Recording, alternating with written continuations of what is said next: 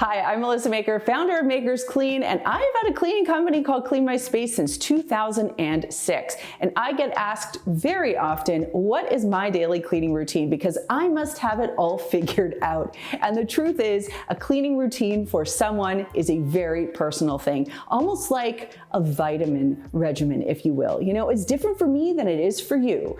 And that is why in this video, I want to walk you through how to customize a daily cleaning routine that meets your needs, your lifestyle, and your personal circumstances.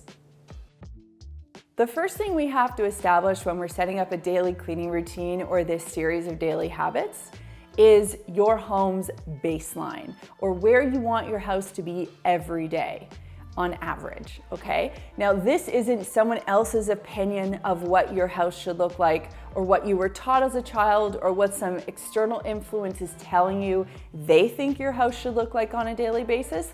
This is what feels right in your heart. This is what makes sense for you and your family, and what feels good and tolerable and manageable. And it's not so much a bunch of tick marks as it is just you envisioning what you'd like your house to look like on an average day. That's your baseline.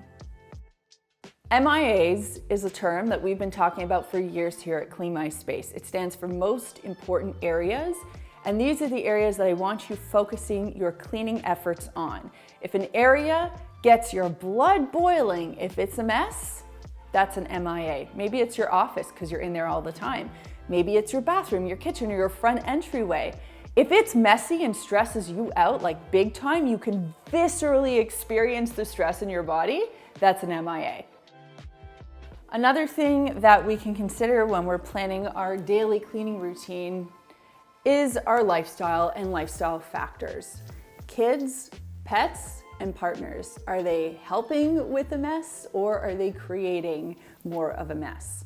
Kids, pets, there are certain things we have to accept in our home, and that will affect what your benchmark or your baseline is. Then when it comes to you and your family, how much time are you spending a day at school, at work? How much extra time do you realistically have to dedicate to cleaning? And is it realistic for you to expect your home to be at a certain space or a certain level in terms of cleanliness? Or are there just things that we have to accept temporarily but right now? And that is really going to help you fine-tune your baseline or your benchmark. And it will also help you understand where potentially you need to ask for help or where you might need to outsource some assistance. There are 4 very simple habits that you can implement on a daily basis to help you get to that baseline, whatever it is. The first one is one we've been talking about for years and years, and that is putting things back where they belong or having your hands full. And what this looks like is, if I'm getting up and I'm going that way, I'm taking this stuff in my hands to the kitchen. That way the flow of mess and clutter throughout the house is constantly moving and is constantly in motion. This isn't going to clutter up or build up because this takes me a couple of extra seconds to stay on top of. Whereas if I didn't do that, the mess, the clutter would start to build up and it would get me further and further away from my baseline. One daily habit that perhaps you might resent, I know I do a little bit, is having to do the dishes every single time you eat a meal and mess up your kitchen. If you can stay on top of the dishes, your kitchen will never feel overwhelming in terms of its mess. So whenever you're done a meal, make sure that your dishes are done, the garbage is emptied, and the sink is clean. Here's a simple habit, but one that makes a huge difference on a daily basis. And that is to deal with your clothing or your laundry every single time you change. So whether you're getting into your pajamas or you're getting out of your pajamas or you're getting ready for the day, although some days it feels like that's all the same outfit, it's just a matter of not throwing that stuff on the floor or leaving it on the chair. It's a matter, okay, don't look at my chair. Please don't look at that chair. But it really is just a matter, of putting everything back right where it belongs, whether it's in the hamper or refolding it or hanging it back up. A really important daily habit to use to keep your home clean is to clean as you go. And what this looks like is anytime you make a mess, you immediately clean it up before you leave that space. That way there's no accumulation of messes on a regular basis.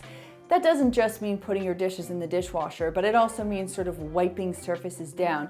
Here we are in the bathroom. I mean, you know, there's water splashes on the counter, toothpaste in the sink, splatters on the mirror. We're even potty training right now. So all of those little things add up. And by spending a minute here or there just doing the quick touch-ups and cleaning as we go along, prevents the house from getting really, really messy or dirty over a period of time. Okay, so now you probably have a better understanding as to why it's so hard to prescribe a daily cleaning routine to someone, but rather it's better to think about your own circumstances and then create something that works for you. So I hope I've given you the toolkit that you need to design an effective strategy for yourself. And that brings me to this week's comment question, which is, what is that one thing you find yourself spending the most time on when it comes to cleaning every day? For me, gosh, I have to say it's the kitchen. After I make a meal, it's like the kitchen exploded and it needs 45 minutes of my personal attention.